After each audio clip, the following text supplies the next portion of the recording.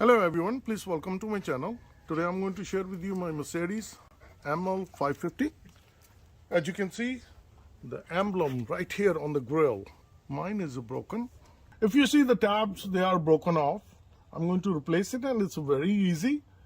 As you can see, the holes correspond to these tabs. All these holes, 1, 2, 3, 4, 5, 6. As for the orientation, when we're going to put the new one, if you see, this is the tab right here.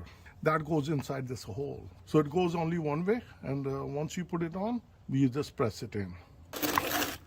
I have received the emblem, and I'm going to replace it. Don't press it too hard. You just have to make sure that it's all aligned. So as you see, these two pressed in. I haven't pressed it all the way. You need to press it just like that. And that's it.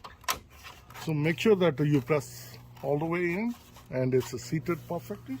And that's how it's easy and simple to change grille emblem on your Mercedes. It can be any Mercedes. This Mercedes is ML 550. If you found this video to be helpful, please like, share and subscribe my channel. Thank you and have a good day. Bye-bye.